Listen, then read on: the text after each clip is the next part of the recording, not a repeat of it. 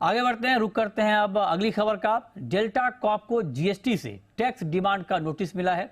किस मामले में ये नोटिस मिला है और क्या इंपैक्ट होगा इसका, ये डिटेल में बता रहे हैं हमारे सहयोगी कुशल गुप्ता।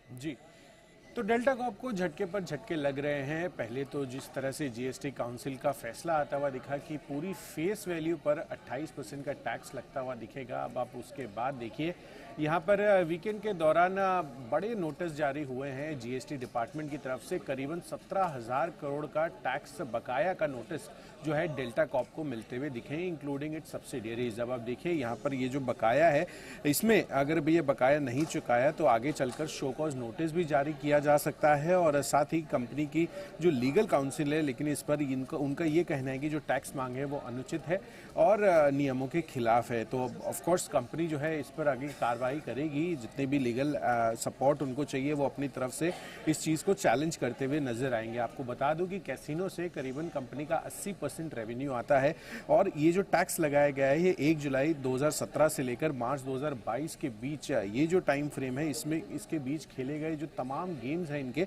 उसकी ग्रॉस बेट वैल्यू पर ये जो टैक्स है ये लगाया गया है।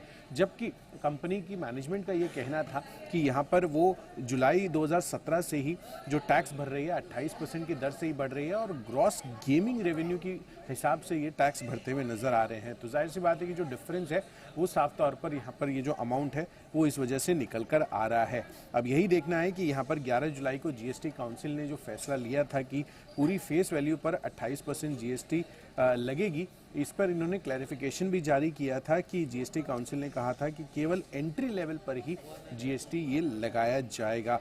अब ये जो क्लैरिफिकेशन नहीं है वो ये है कि अगर आप देखेंगे तो ये प्रोस्पेक्टिव होना था आइडियली। अब अगर रेट्रोस्पेक्टिव बेसिस पर हो रहा है तो टैक्स का जो अमाउंट है वो काफ़ी बड़ा हो जा रहा है। पर कुछ टैक्स एक्सपर्ट का ये मानना है कि अगर केवल एंट्री लेवल पर जो फेस वैल्यू पर जीएसटी अगर लगे तो कुल टैक्स बकाया जो अभी नोटिस में है वो केवल इसका 25% रह जाएगा। तो देखना है कि ये जो क्लैरिफिकेशंस हैं आगे चलकर जो जीएसटी नोटिस या जीएसटी डिपार्टमेंट की तरफ से जिस तरह का यहाँ पर आगे फर्दर एक्शन लिया जाता है वो देखना काफ़ी अहम होगा डेल्टा कॉर्प के पर्सपेक्टिव से। पर अगर आप पूरी इंडस्ट्री के हिसाब से बात करेंगे तो जो विदेशी निवेश आने वाला था आगे चलकर वो कहीं ना कहीं अब खटास में पड़ता हुआ दिख रहा है। जिस तरह से बड़े बड़े जीएसटी नोटिस यहाँ पर जो गेमिंग कंपनियां हैं, चाहे वो ऑफलाइन हो यानी कि कसिनो ऑपरेटिंग कंपनियां हो या फिर ऑनलाइन गेमिंग कंपनियां, वो उसी वजह से जो पूरा सेंटिमेंट है सेक्टर का वो खराब हो रहा है।